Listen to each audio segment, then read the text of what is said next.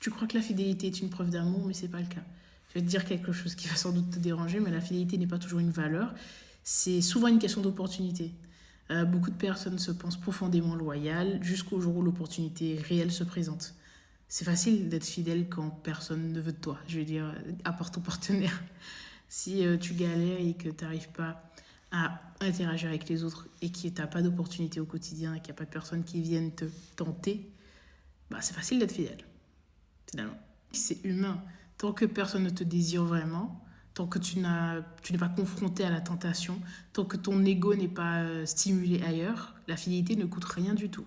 La vraie fidélité commence quand quelqu'un d'attirant te valide, quand tu te sens incompris dans ton couple, quand une porte s'ouvre, quand ton besoin d'attention est nourri ailleurs. Donc là, ça devient un choix, un vrai choix. Une fidélité choisie, comme j'en ai déjà parlé. Et c'est là que la maturité, la loyauté entrent en jeu. La fidélité n'est pas une promesse morale, c'est une compétence émotionnelle. C'est la capacité à gérer ses impulsions, supporter la frustration, réguler son ego, ne pas chercher ailleurs ce qu'on n'a pas, demander chez soi. Et ça, tout le monde ne sait pas le faire. Beaucoup de gens ne sont pas fidèles par principe. Ils sont fidèles par absence d'opportunité. C'est inconfortable à entendre, certes, mais observe autour de toi. Combien de couples solides explosent d'un qu'un collègue ou un ex, un inconnu apporte de la validation, de la nouveauté. La question n'est pas est-ce que ton partenaire est fidèle.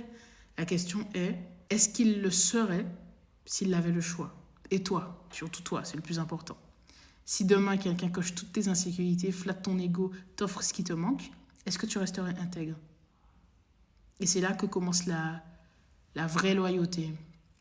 Si tu veux construire une relation stable, il ne suffit pas d'exiger la fidélité. Il faut développer la capacité à la tenir.